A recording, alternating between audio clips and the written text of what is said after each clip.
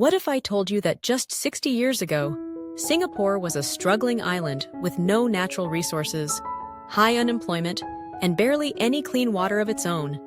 And today, it's one of the wealthiest, safest, and most advanced countries in the world. Sounds like a miracle? It's not. It's strategy. So how did Singapore go from poverty to prosperity so fast? In 1965, Singapore became fully independent after separating from Malaysia. But instead of celebrating, the mood was tense. The country had virtually no natural resources, very little land, and no real army. It was surrounded by bigger neighbors, and ethnic tensions were bubbling under the surface.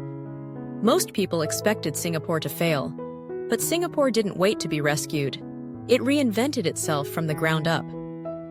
At the heart of the transformation was one key ingredient: strong, forward-thinking leadership. Prime Minister Lee Kuan Yew and his team had a clear vision. They knew that without resources, Singapore's people would have to be its greatest strength. So, they made education a top priority, building schools, training teachers, and ensuring that every child could learn in English to compete globally. But education alone wouldn't create jobs. So, Singapore opened its doors to the world. It invited foreign investors with something few countries could offer at the time: political stability, low corruption, and a workforce that was hungry to work and learn.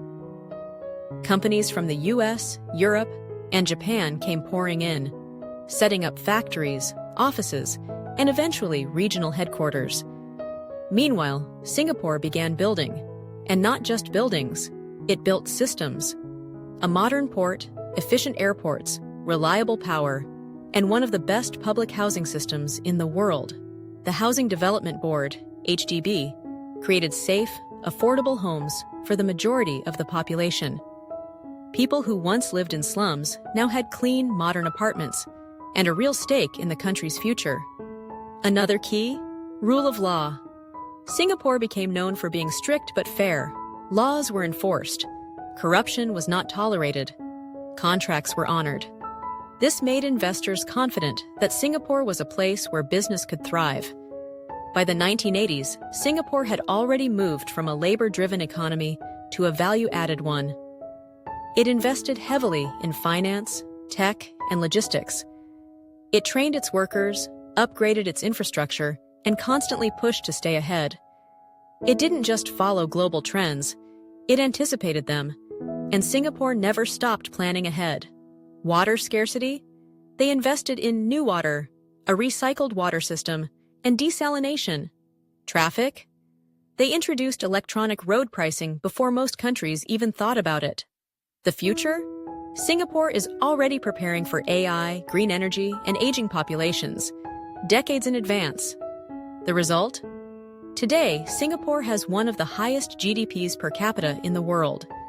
It ranks among the top for education, healthcare, ease of doing business, and quality of life.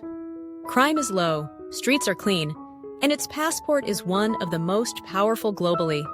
So how did Singapore go from poverty to prosperity so fast? It wasn't luck, it was vision. It was execution. It was turning every weakness into a strength. And above all, it was the belief that even the smallest country can do big things with the right mindset. If this story inspired you, don't keep it to yourself. Hit that subscribe button, ring the bell, and join us as we uncover more powerful stories from around the world. Thanks for watching.